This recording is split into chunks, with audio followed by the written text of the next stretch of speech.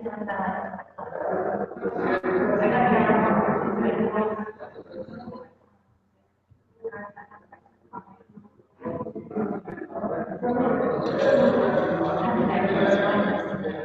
بالله من الشيطان الرجيم. بسم الله الرحمن الرحيم. الحمد لله والصلاة والسلام على سيدنا محمد رسول الله وعلى آله وصحبه ومن والاه واهتدى بهداه. Inshallah Azza wa Jalla, tonight we will tackle a few points what to do if someone is dying.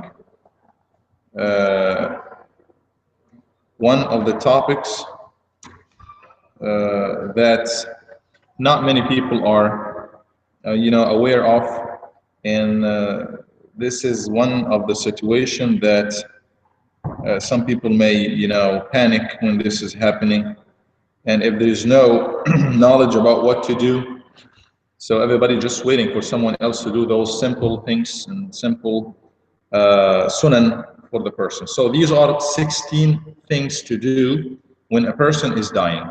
And this is based on a lecture by Al-Maghrib Institute. So number one, quickly let's jump into the topic. Number one, to invite righteous people to be around the dying person. Invite good righteous people to be around the person who is dying. Many times people do not pay attention to that. Let's try our best either to choose for ourselves or for close family members or friends or whoever we are with, to choose the environment for him, an environment of righteous, good people, especially if you know that it's coming near. The benefits of that are so many. They would remind him, they would remind this person being around him, they would remind him with good things to make dua. They will make dua for him. They will ask Allah subhanahu wa ta'ala. Usually righteous people come as a package with angels. Angels would come with them, and vice versa. When a person is dying, is about to die, isn't that close to death? So they would pray for him. They would remind him. They will also give try to remind him to be patient and give him good hope, as well as the family members who need the kind of support, because many times people panic at this stage.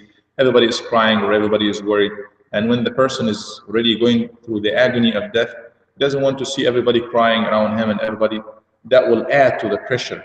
So if somebody is there, who would remind them that this is our path, all of us are going this way. Now you're going to meet with Allah subhanahu wa ta'ala. You'll get rid of the burden of this life.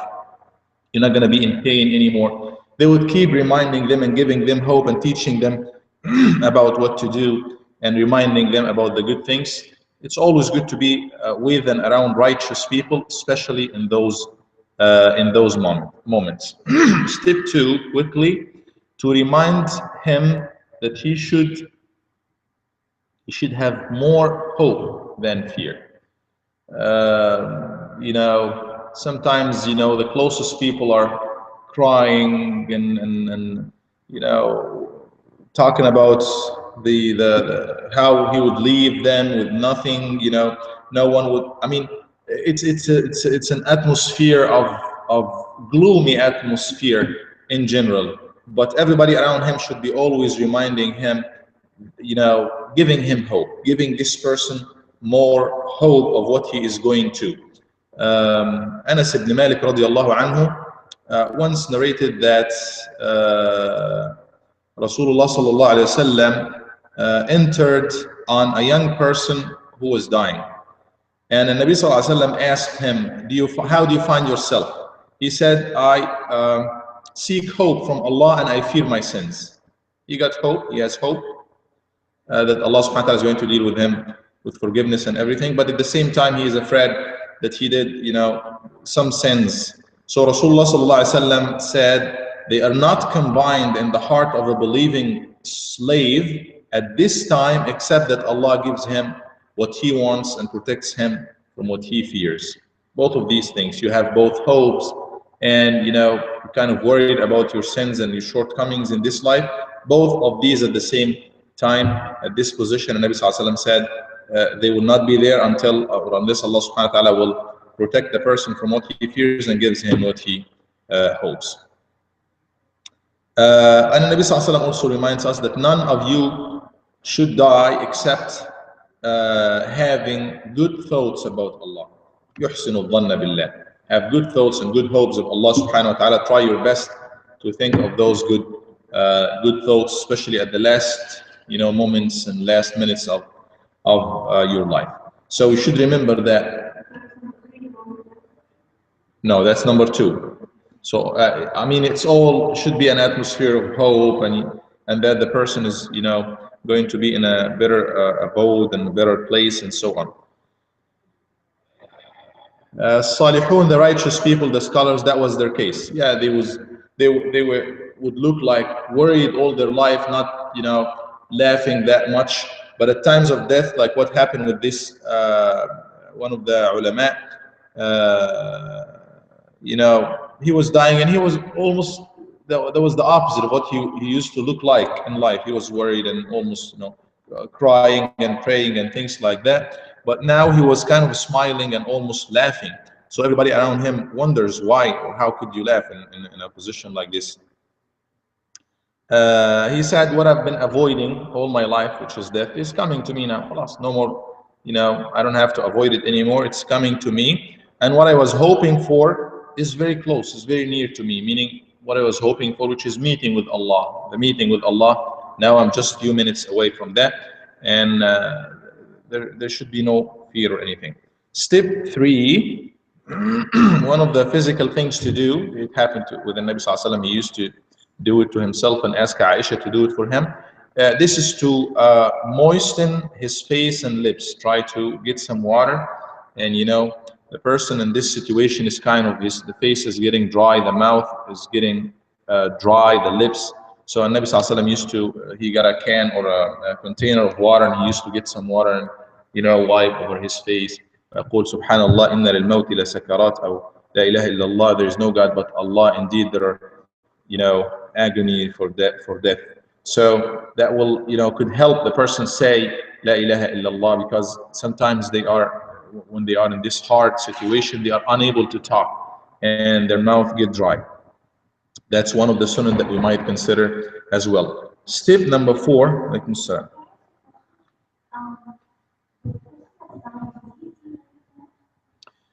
He sees Malakul Maut, he sees angels coming to him. They see them. He knows when they are handling it, when he is in the process of death. يأتيه ملائكة, they come. If he is good and his actions are good, he sees them in the best of shapes, smelling the best, bringing him. Yeah. And that's why you see the last impression of the face of the person is so clear, whether they are extremely happy, almost you can tell that they are smiling, or they are probably sometimes laughing widely, smiling, and sometimes you see the face is kind of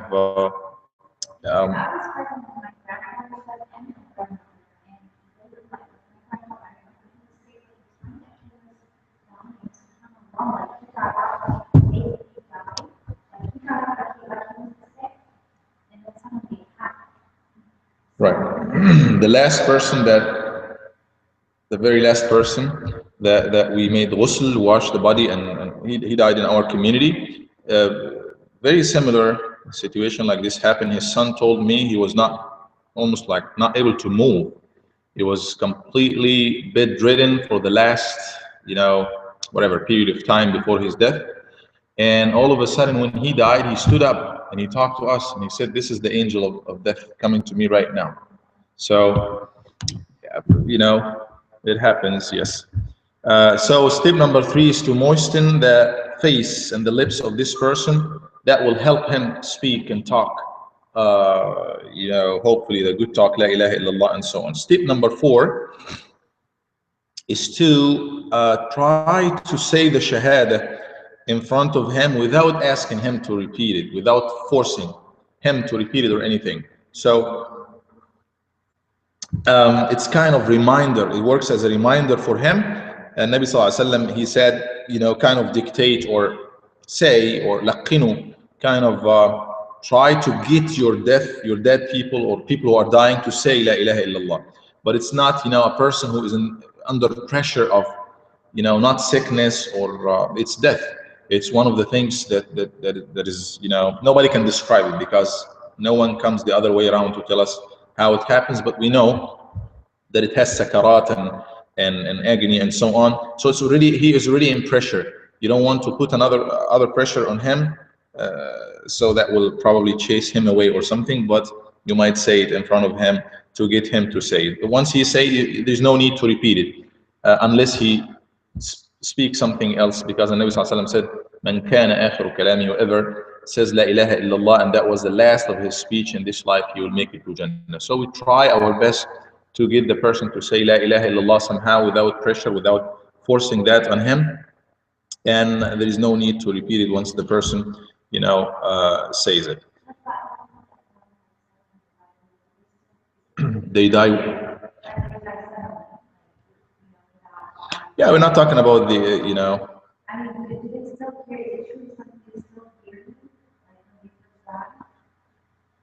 the dead in general, not only those who die suddenly, they have some kind of connection with this world in a way or another, especially when they are closer to death. But it's not a full connection. And we still have some kind of connection with them as well, through dreams, for example, the souls, the world of souls. You can go meet with dead people by the permission of Allah, but it's not a full access. It's not by our choice. It's not by their choice. But we have some reference to that. And Nabi Sallallahu Alaihi Wasallam was speaking to the dead people after the battle of Badr, for example, dead people from the enemy, and he was saying, have you found what your Lord promised you true? And then the Sahaba were telling him, Ya Rasulullah, you're talking to dead people. He said, Ma antum bi asma ali minhum. You do not hear me better than they do. So they hear me just like you do. So they hear. There is some kind of connection somehow. In the other hadith, when the people do the burial and they leave, the deceased person, in the hadith, he hears tar'a ni'alihim, the footsteps, the sound of them as they are leaving. Naam. So we try to get them to say the shahada somehow. That was step number 4.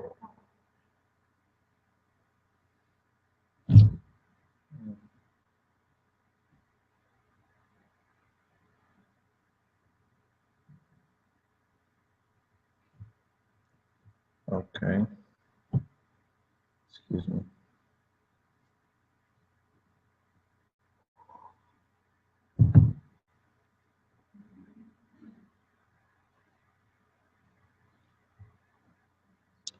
Number 5 is to make dua for the deceased person and do not say anything except good. Do not, hopefully the person do not talk much. And if he talks in this situation, it will be kind of soothing talk, some kind of a talk that gives comfort, hopefully making dua, reminders from the Quran, quoting ayat about, mercy of Allah subhanahu wa ta'ala, maghfirah, forgiveness, and so on. And Nabi Sallallahu Alaihi Wasallam said in the hadith, is in Sahih Muslim, if you approach the sick or dead person, somebody who's dying, then only say good, as the angels are saying Ameen to whatever you say. Again, as well as the negative, positive or negative influence of whatever good or bad that you might say on that person. Sometimes, especially when you go to sick people, he's a friend, a close friend, and people talk about different things. And sometimes really we see it. You see it amongst even good people. Sometimes they mention that they start talking about the same disease, that he got. And in many cases they mention, this person dies because of that, and this is what happened to him, and this is, his case aggravates. That's not the right talk to speak right now in front of this person. Same thing for a dying person. A dying person, maybe even in a worse situation, you need to speak about, all good things and soothing things, like especially making dua for that person. So what's the point of saying, is this because, what's the point of things that are going to be done versus being quiet? Is it saying something good, wanting to elevate them or forgive their sins, for example, speak God for them really at that moment? Or is it just, complete positive and make them feel better and less afraid, for example? Both of them. First, because when you make dua to somebody, this is a good thing in our deen. This is something that counts for the person. It helps the person as long as they're still alive. And even after their death, if they die as believers. So asking Allah to forgive them is kind of shafa'ah, intercession for the person. So that counts for the person. Especially if it's done بظهر الغيب. دعوة المؤمن لأخيه بظهر الغيب مستجابة. If you make dua for your Muslim brother, while not being there, that's guaranteed one of the dua al-mustajab. So making dua for him, reciting Quran for him, dying in a state, of positive state in itself. In many hadith, it tells us that this is khatimatun hasana. It makes some kind of difference. It's something that the first experience for us for that is going to be one time. So you never experienced anything like this before. So you never know that, especially it comes in many cases, some or many cases, it comes as a final step after long suffering with, disease or sickness before death, maybe old age and other things like that. So you don't want, as the Nabi Sallallahu Alaihi Wasallam said, you don't want to meet with Allah, or do not, die except in the state of having hopes in Allah subhanahu wa ta'ala. So this hadith is telling us to always keep this positive attitude. And again, whoever helps the person to get to this positive attitude, as he sallallahu alaihi wasallam, as we are quoting with each step, we are quoting a hadith as he did. So why, as you ask, it helps him, definitely helps everybody around him, and also it might make a difference, even though we know that the biggest of difference is going to be coming back to his actions. How did he used to act his entire life? But at least it helps him as he is leaving this life.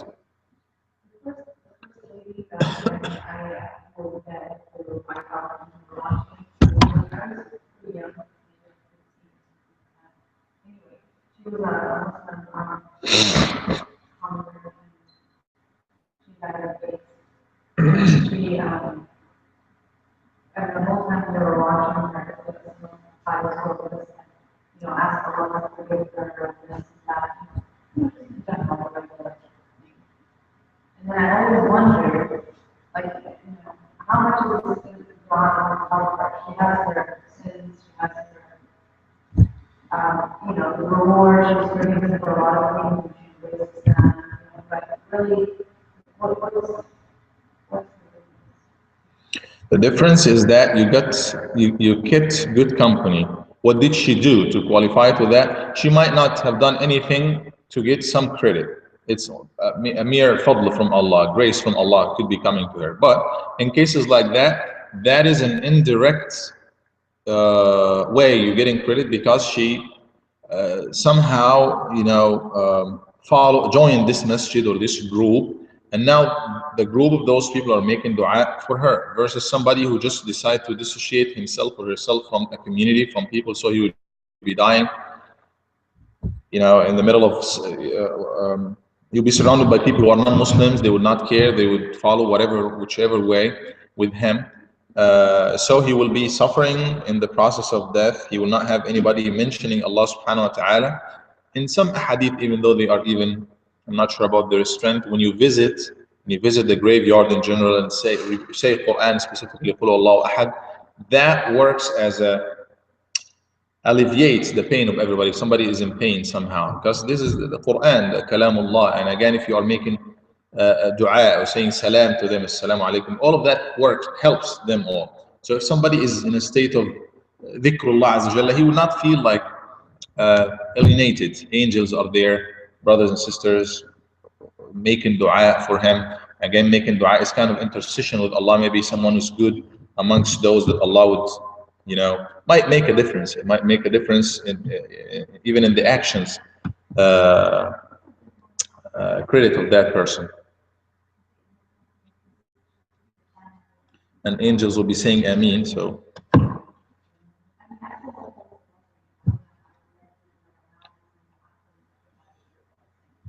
طيب. That was number 5. Number 6, to try your best to place the dying person in the most comfortable position. So again, this is somebody who is going through a very new experience, tough experience, hard.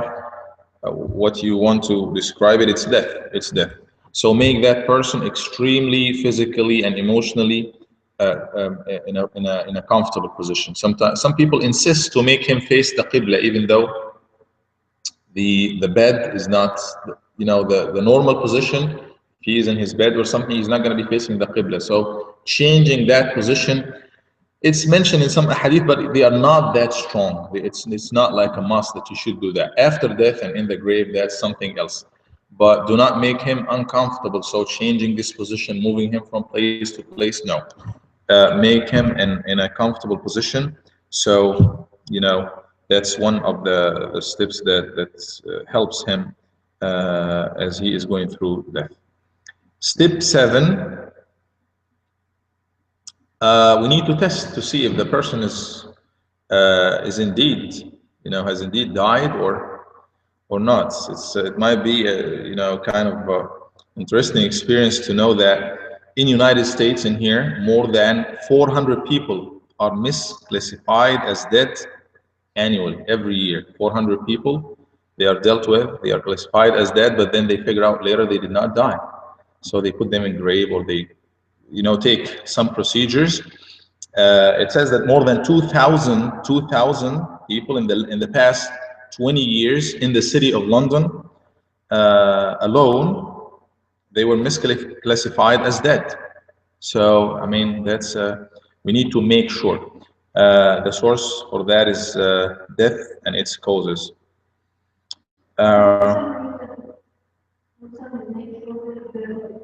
Make sure they dead, yes. Not only because sometimes, especially somebody who is sick and been sick for a long time, they might show some signs of what looks like death, but they are not really dead. So,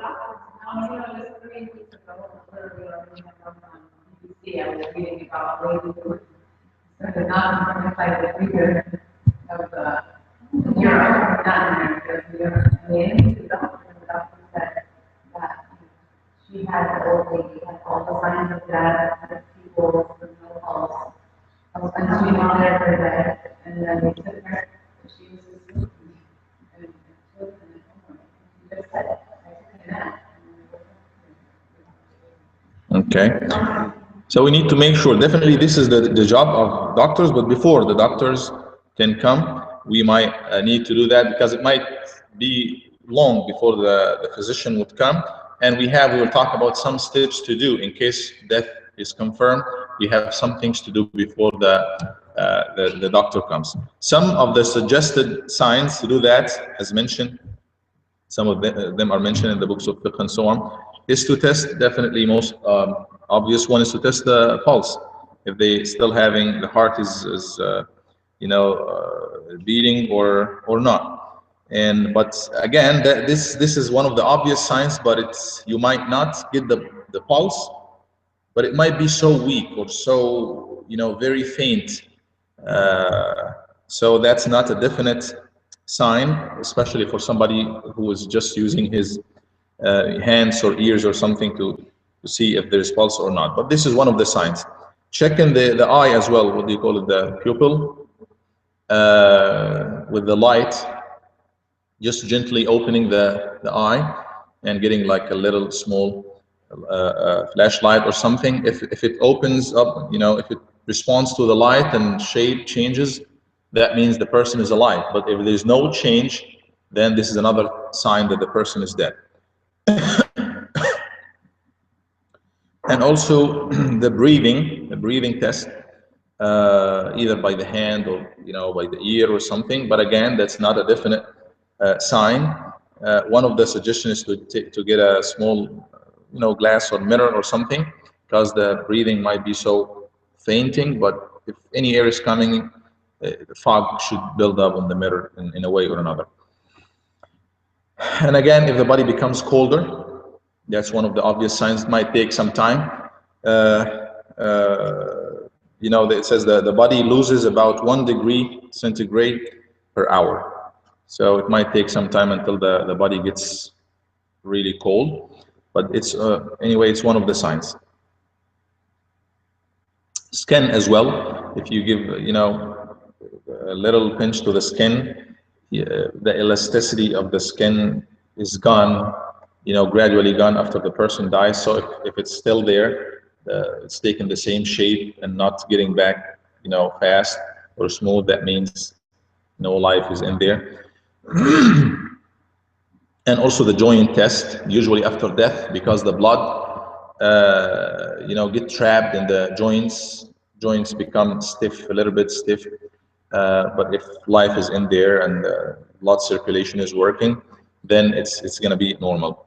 So check in for, you know, it might help before the physician come. You might try some or all of these steps just to make sure. Then once we make sure that the person is dead, closing the eye. In many cases, the Nabi Sallallahu Alaihi Wasallam said, إذا خرجت الروح, if the soul is gone, it's taken away, تبعها البصر, the eyesight follows it. So many times you see people with their eyes widely open. يتبعها البصر, بصر, the eyesight follows it. That's the last thing, one of the last things. Yeah, so this is one of the last, you know, signs of life that leaves the body. The faculty of eyesight leaves the body. So many times you see the person with the eyes widely open. So step number 8 is to close these eyes. And Nabi Sallallahu Alaihi Wasallam did it with Abu Salama, for example, in the hadith. When he entered Abu Salama, his eyes were open. So he closed his eyes gently. And he said, when the soul leaves the body, the faculty of vision follows it, as in the hadith. So we might do that as well. Step number 9 is to say the prophetic dua. And Nabi Sallallahu Alaihi Wasallam, what he said with Abu Salama, he said, Allahumma ighfir lahu, oh Allah, forgive Abu Salama, and raise his degrees with those who are guided, and replace those whom he has left behind with benefits, and forgive us and him, O Lord of worlds. Make his grave wide for him and light it for him. The dua of the Nabi Sallallahu Alaihi Wasallam, once death is there, you might say this dua or other dua, Inna lillahi wa inna ilayhi raji'un, and say this dua or other dua that are reported in this regard. Step number 10, many times or sometimes it happens that the jaw drops, the lower jaw, it might, you know, drop down, and if, you know, it sticks on that position and you didn't put it back in place, you know, the person might smell things from the mouth and from inside. You might have a change of the smell. That's why it might be recommended to rub it, you know, gently. Don't put much pressure, but just rub it gently. The lower jaw, take it up a little bit with a piece of cloth or something. That's one thing that if you feel it's going to drop. Step number 11, to loosen his joint, the joint of the person, because if somebody dies in one position, especially if they are bent somehow or, you know, they were asleep, then everything stiffs in the last position they were on.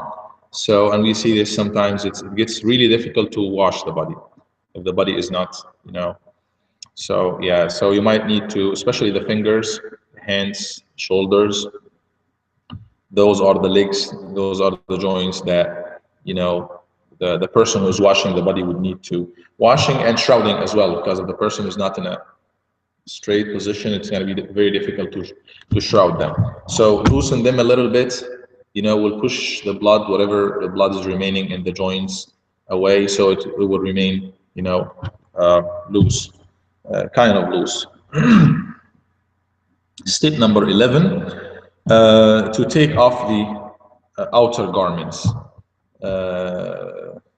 That's Sahaba, when the Prophet ﷺ passed away, they asked Sayyidah Aisha, shall we take off his clothes or uncover the Prophet ﷺ, just like we do with our dead people. So it looks like this is what they used to do. They take off the outer garment, and then they would cover the body, the entire body, with one sheet, including the face as well, until they start the process of takfeen, taghsil, washing and shrouding the body. Step number 13, we said that already, to cover him completely. After the previous step was to take off the outer clothes. Number 13 is to cover the person completely. And number 14 is, it's permissible for people to, close people, to kiss the deceased person. If somebody was not there, they might come and have a look at the person and even kiss him on the head in here. Like Jabir radiallahu anhu, his father, was martyred in one of the battles, and then he was sitting next to him as they were, he was covered, his face was covered, and then every now and then he would take off the sheet and kiss his father, and the Prophet ﷺ was there, and he didn't say anything. So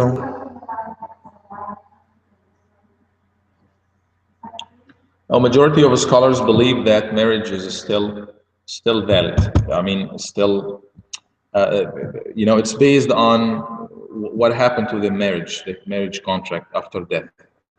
So based on that, scholars would disagree. Shall the wife, is she still a wife, or she becomes like a strange person? And that will, many rules will be built based on that. Can she wash him? If you say she is a wife, then yes, she can wash him or help in the washing process and so on. And that's the stronger view. That looks the stronger view. Sayyidah Aisha قالت لو استقبلت من أمري ما استدبرت ما غسل رسول الله صلى الله عليه وسلم إلا أزواجه. If the time will go back, because she was not even involved in the process of washing the Prophet. She said, if time will go back, I would have only allow the wives of the Prophet صلى الله عليه وسلم to wash him. She would have done such a thing. And yes, the relationship after, obviously it's not going to happen, but if crazy person decide to do it, no, it's not permitted. But still, she would inherit him, and it means that the marriage is, severed somehow because of death, but still they are connected in a way or another. So it's permissible also for, the wife to kiss him, to wash him, to be, she's still a wife. No. That was number 14. And then number 15 is to hasten to pay off his debts. If somebody wants to do something good for the deceased person, if they have any debts and it's within, it's possible to pay them off, it's not a large amount, it's beyond the capacity of his family, then it's very good act to do it as fast as possible. This person started going to Ad-Dar al-Akhirah, the hereafter. He will be questioned now about things. And Nabi Sallallahu Alaihi Wasallam refused in one hadith to pray, to lead the prayer, funeral prayer for somebody when he knew that he had some debts that he owed to somebody, and they were just due. So that's one of the good things. If somebody is in either the creditors waive that from him, or somebody voluntarily pay that off from him or from his money even. And we know, we studied that already, that all debts should be paid off from his own property even before inheritance. Number 16, and the last point, is to speed up the process of burial and the funeral ceremony, especially the burial. So it's an obligation, actually. It's not, in Islam it's very, very recommended to make it fast, in a speed way. Ikram, it's kind of honoring the deceased, just to do the washing and so on. If it's necessary, somebody is coming from another city, maybe a few hours, but not in days, or prolong that process. It's not, Nabi Sallallahu Alaihi Wasallam said, hasten the funeral as if it was a good soul, the deceased, then it is a favor you are doing him. And if it was other than that, so it's an evil that you are lifting from around your necks, like just getting rid of him. So it's a very good thing, or it's some would say it's an obligation to do it as fast as possible, ta'jeel, to make it fast. And again, needless to mention that there are some differences between the way we handle. We have some rituals in Islam to do the janaiz. So one, moving the body to another different country, if it's not really a necessity, it shouldn't be done because it involves what do you call it, the biopsy, the taking all the internal autopsy, the autopsy, yeah, they take all the internal parts. That's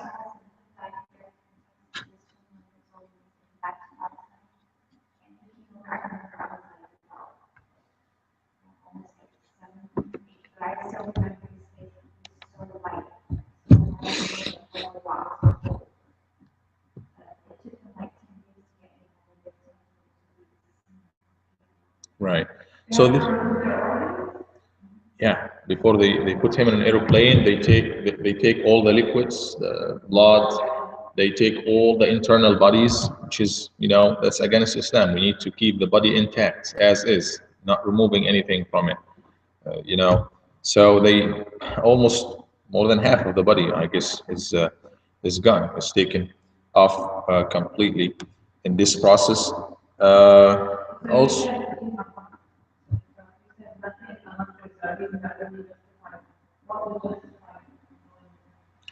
I am not aware of anything that would justify that, but for some families, for them, they insist to do it, and they have what they think are valid reasons. I'm not aware of, whatever he dies, there should be some way to bury him somehow. I don't know, but to do that,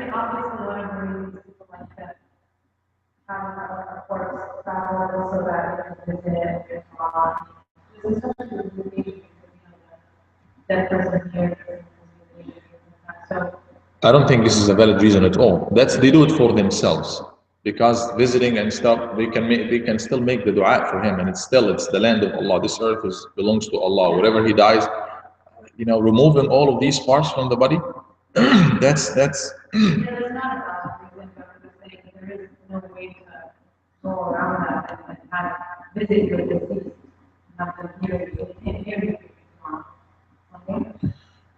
I mean, the dua would reach them. So them hearing you or not hearing you, it's not a big of a factor. I mean, it's. I mean, what if something is going to help them is your dua? You ask Allah dua for them, I'm not ignoring this. Like yeah, if it's within the country, maybe like driving the body, taking the body to a different city, yes, fine, nothing wrong.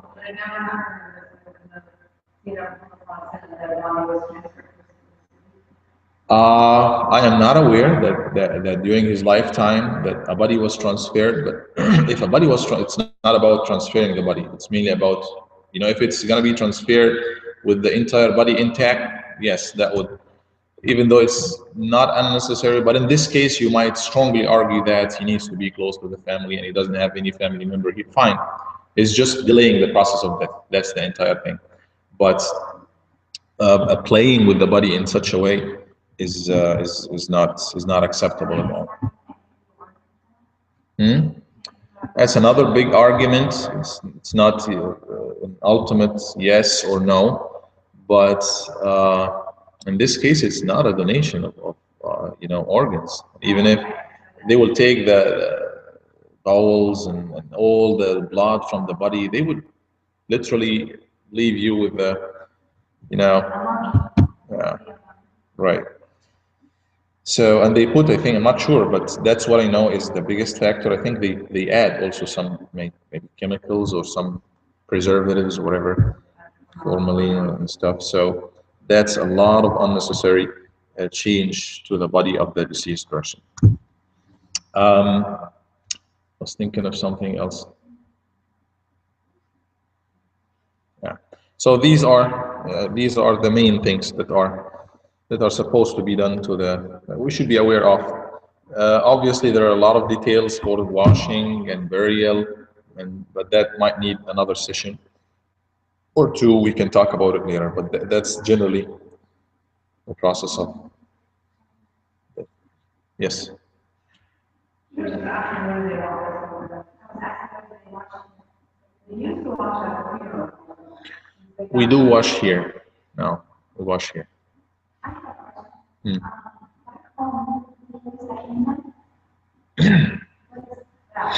في الغسل يعني? It's you know, one of the sunnah ways to do some kafur wa sidr wa kada. Some of the perfumes you add to the water, or even you add to the body. Hmm?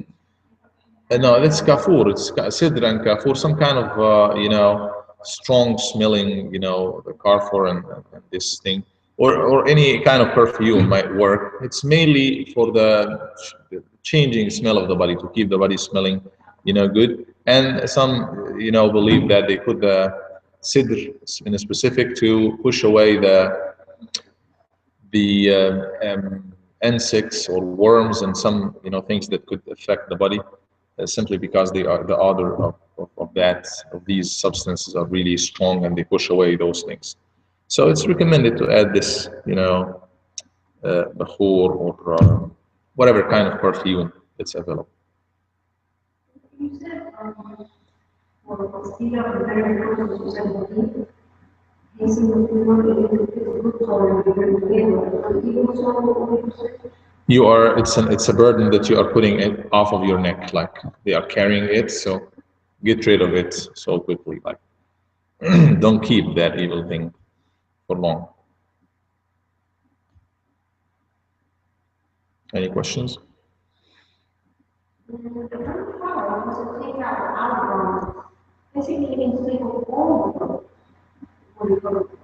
At this time, no. What's needed to take off is going to be the outer garment. You know, you need to have him covered somehow until the process of washing. Then when the washing comes, you will take all whatever is remaining, the underwear as well, and then cover him with just a sheet that covers the awra, and then do the washing. So. Mm-hmm.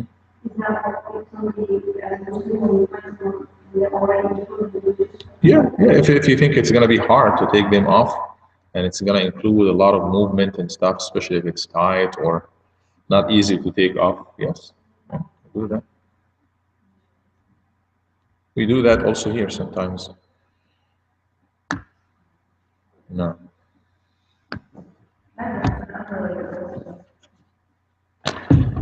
Okay. Okay, so let's just conclude in here so I can close the live session, and then inshallah I take all the other questions.